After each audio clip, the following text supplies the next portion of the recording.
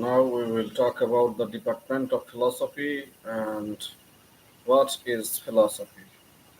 So philosophy is nowadays normally philosophy means love for knowledge or love of wisdom.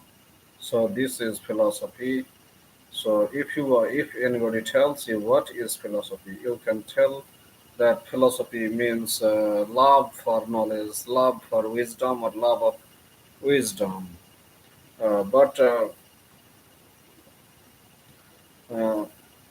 if anybody emphasizes you, insists you to speak something more, you can say in a broad sense, philosophy is an activity people undertake when they seek to understand fundamental truths about themselves, the world in which they live, and their relationships to the world and to each other.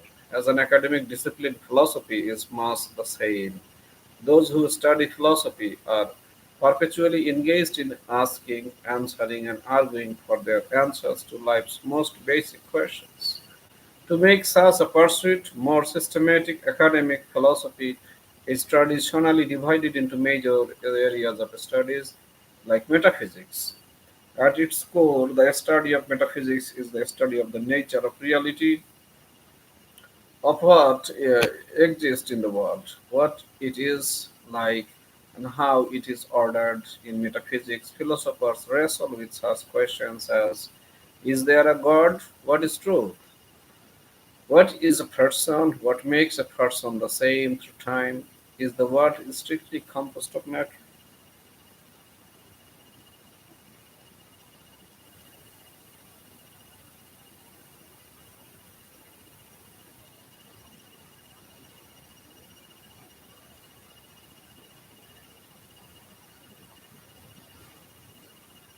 Is the world? Do people have minds? If so, how is the mind related to the body? Do people have minds? Do people have free will? What is it for one event to cause another? Epistemology. Epistemology is the study of knowledge. It is primarily concerned with what we can know about the world and how we can know it. Typical questions of concern in epistemology are: what is knowledge? How do you know what we know? Can we be justified in claiming to know certain things? Ethics is also a part of philosophy. The study of ethics often concerns what we ought to do and what it would be best to do. In struggling with this issue, larger questions about what is good and right arise, so the ethicist attempts to answer such questions as what is good, what makes actions good, or people bad or good, what is right, what makes actions right, is morality objective or subjective? How should I treat others? Logic is also a part of philosophy. Another important aspect of the study of philosophy is the arguments or reasons given for persons, people's answers to these questions. To this end, philosophers employ logic to study the nature and structure of arguments. Logicians ask such questions as: what constitutes good or bad reasoning? How do you determine whether a given piece of reasoning is good or bad? History of philosophy is also studied in this discipline. The study of philosophy involves not only forming one's own answers to such questions, but also seeking to understand the way in which people have answered such questions in the past. So, a significant part of philosophy is its history, a history of answers and arguments about these very questions. In studying the history of philosophy, one explores the ideas of such historical figures as Plato, Aristotle, Aquinas, Descartes, Locke, Hume, Kant, Nietzsche, Marx, Mill, Wittgenstein, Sartre. What often motivates the study of philosophy is not merely the answers or arguments themselves, but whether or not the arguments are good and the answers are true. Moreover, many of the questions and issues in the various areas of philosophy overlap and in some cases even converge. Thus, philosophical questions arise in almost every discipline. That is why philosophy also encompasses such areas as philosophy of law, philosophy of religion, philosophy of mind, political philosophy, philosophy of history, philosophy of feminism, philosophy of science, philosophy of literature, philosophy of the arts, and philosophy of language. So we can talk about this many things about philosophy, but we can also know more about the realist thinking of philosophy. Philosophy mainly came is an ancient Greek word. It means love for wisdom. Philosophy is a systematic study of general and fundamental questions concerning topics like reason,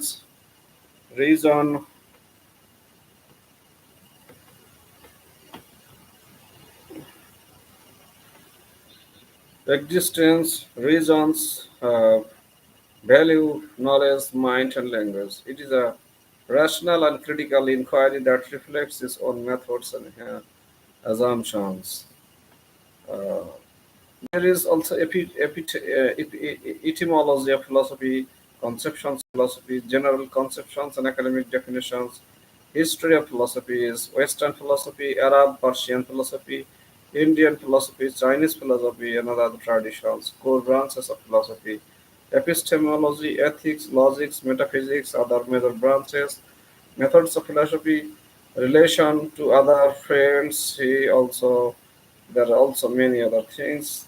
So in this video, we will just talk about Arab Persian philosophy, Islamic philosophy, and Iranian philosophy. The Western philosophy mainly is dominated all over the world, but Islamic philosophy and Iranian philosophy is also dominating the world, especially the Middle East or the Arab world.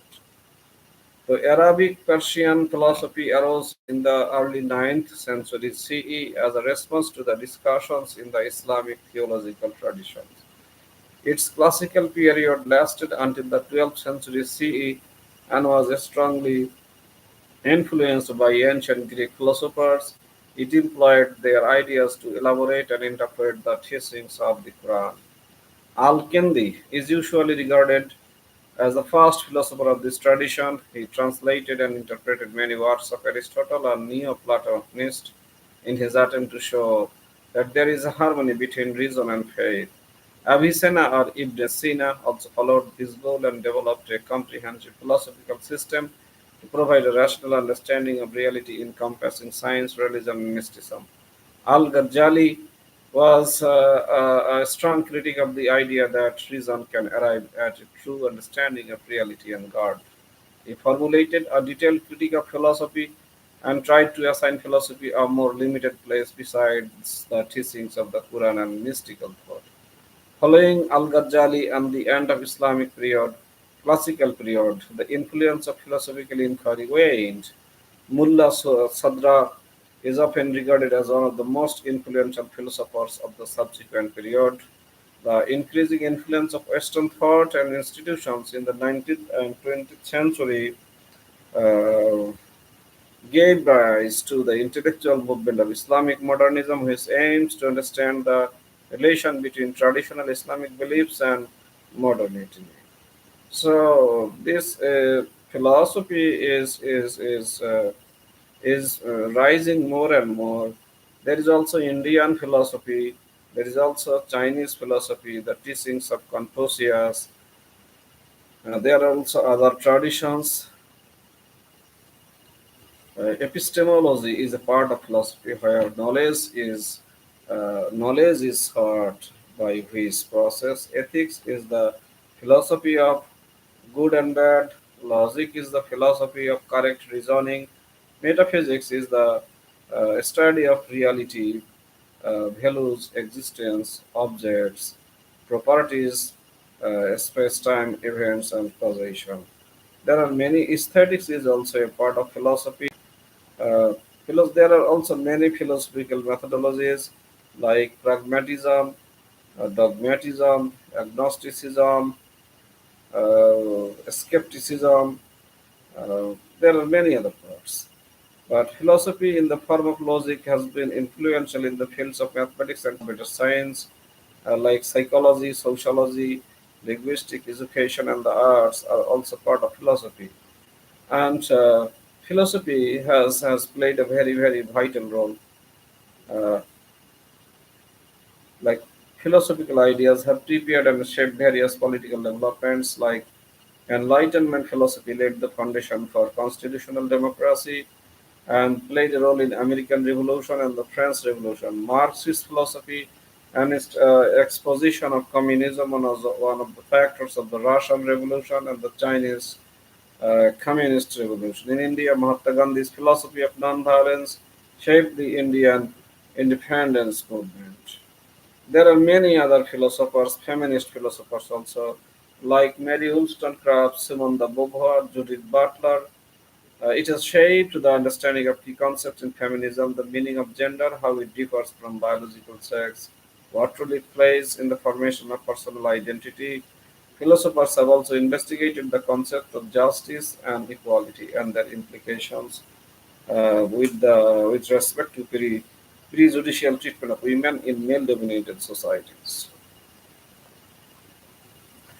So there are many many things. There are a lot of list of philosophers in the world, list of aesthetician, critical theorist, epistemologist, ethicist, existentialist, feminist philosophers, humanists, metaphysicians, logicians, political philosophers, phenomenologists, philosophers of language, philosophers of mind, philosophers of religion, philosophers of science, political philosophers, political theorists, rationalists, many, many, many other things. Uh,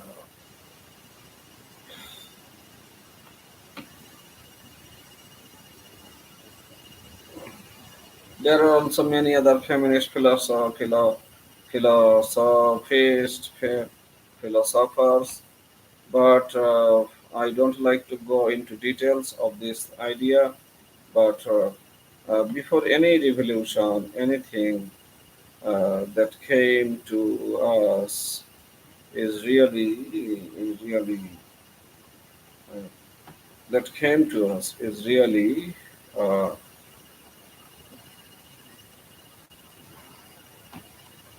uh, um, many many revolutions like French Revolution, uh, American Civil War, Bolshevik Revolution of Russia, all have been based on some political philosophical ideas.